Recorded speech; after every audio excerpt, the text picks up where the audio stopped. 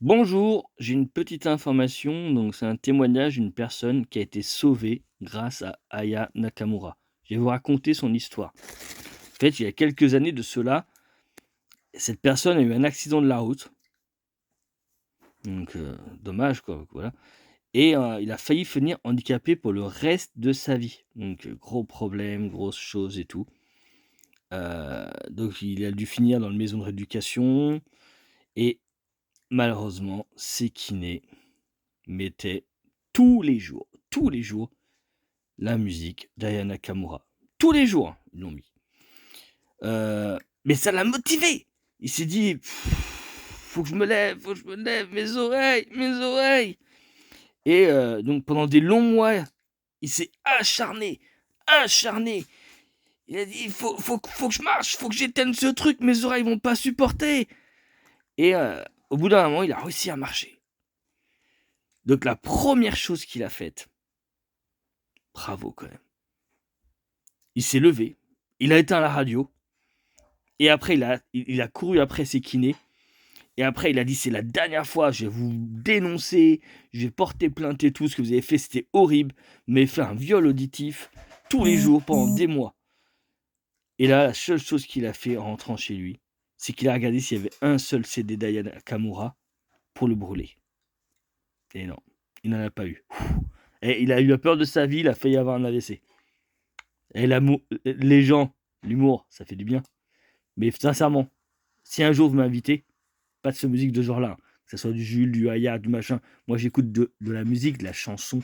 J'écoute pas des trucs qui font mal aux oreilles et je préfère écouter de la musique avec des vraies paroles, pas du dja dja dja. C'est pas français ça en fait. Alors, en Afrique, moi si je vais voyager en Afrique et que j'entends des musiques africaines, OK. Parce que je suis dans le monde en fait, je suis dans le domaine.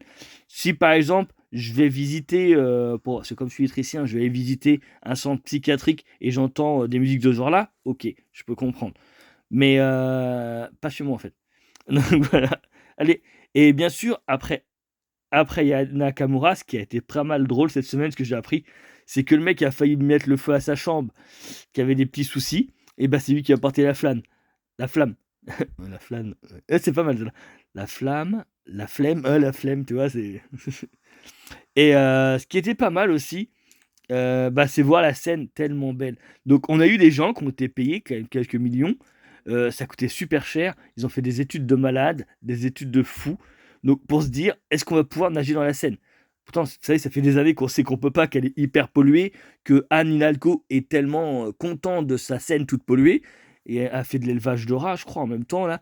Il y en a pas mal des rats quand même à Paris, c'est énorme, c'est de pire en pire. Je pense que c'est un élevage intensif, donc qu'est-ce qu'on pourrait avoir cette semaine pour rire? Bruno Le Maire qui deviendrait le trésorier des JO. Ah, ça serait pas mal ça. Ça me ferait bien rire quand même. Parce qu'il a pas été capable en 7 ans de tenir les comptes de la France. Ou sinon tiens, et si Emmanuel Macron ferait une épreuve des JO? Je sais pas, là, une petite danse sexy là, ça peut être pas mal. Je sais pas, dites-moi en commentaire ce qu'on pourrait avoir de encore plus hilarant. Parce que les JO 2024, de toute façon, les JO, je crois la France, elle a voulu atteindre le sommet, je crois que c'est pour avoir atteint le record du monde en fait, le sommet de la connerie. Parce qu'en fait, tous les autres pays, ils ont bien réussi dernièrement. L'Arabie Saoudite, ils ont réussi à faire, par exemple, des travaux, eux. Ah non, c'était pour la Coupe du Monde, c'était pas les JO. Ils vont peut-être le faire quand il y aura les JO. C'était pour la Coupe du Monde, ils ont réussi à avoir une main-d'œuvre pas chère et qui était temporaire, ce qui était pas mal quand même, ironiquement, mais bon. Juste pour dire qu'on vit dans un monde magique qui me fait rire tous les jours. Heureusement qu'il y a des gens comme ça, sinon moi j'arriverais plus à rire.